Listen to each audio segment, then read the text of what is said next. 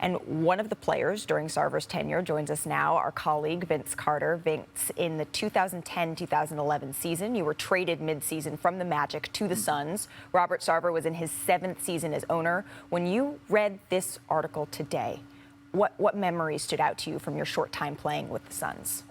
Well, Malika, I was traded there, so it was a lot going on as a player, just figuring out the lay of the land, more so on the court. So initially, I might have had a phone call or two with Robert Sarver, and then from there, as the season progressed, nearing the back end of the season, on the planes, I got to know him a little more.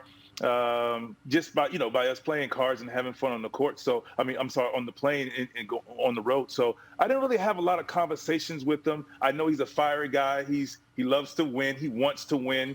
And that was really the extent of it. I didn't really see a lot of the things, that I read, and I'm just like, my jaw was dropped, when I would see anything having to do with 2010, 2011, anywhere around that area.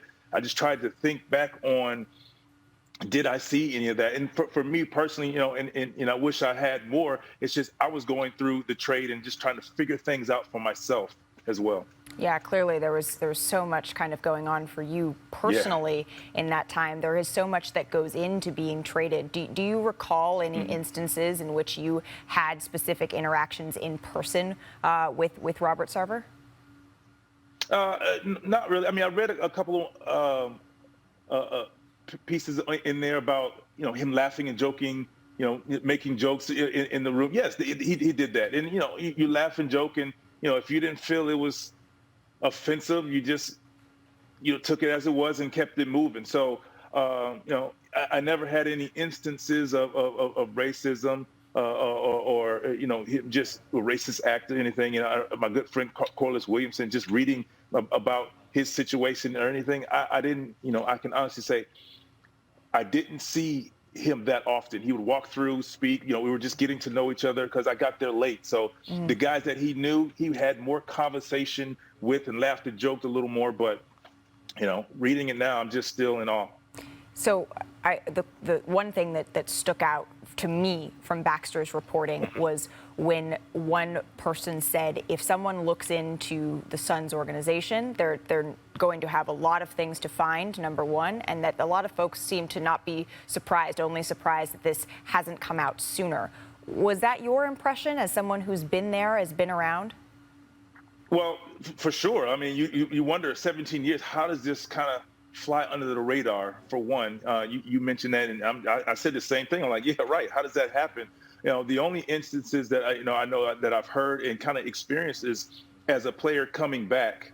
After I played there, he walked into the locker room. From what I was told from two teammates that are reliable and trust in what they say, that he wasn't happy with me playing well coming back into Phoenix, and we were winning the game, and he wanted them to take me out, put me on the ground. Don't let him have fun in our building, because he felt like I was trying to show him and the team up. So, I read the piece about him going in there with the, about, what was it?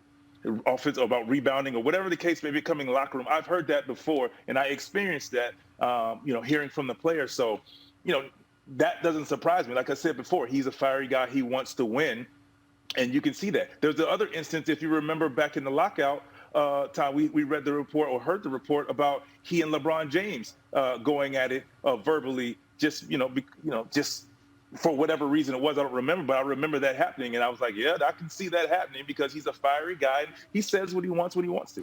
Being a fiery guy is one thing, Vince, but to take you out, what does that mean? What was your reaction to that?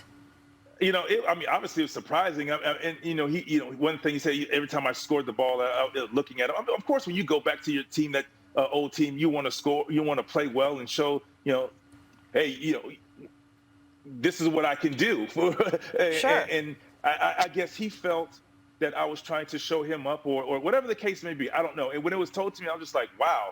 So you're being careful. I was thankful that those two guys mentioned it to me. And nothing ever happened of it. But he wanted to win. That's just how it was, and I understood it and kept it moving and moved on. I kind of just brushed it off. I was like, whatever. Yeah. Nothing happened, so it was no big deal. It was nothing to really talk about because nothing really happened. Nobody got hurt. Yeah, well, but nobody got hurt. Someone could have got hurt. It doesn't seem to me that take you out was a take you out of the game. That seems to me more like a take you out as in something physical. Am I reading that correctly? Yeah.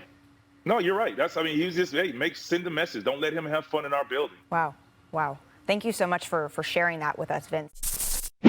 Thanks for watching ESPN on YouTube. For live streaming sports and premium content, subscribe to ESPN+.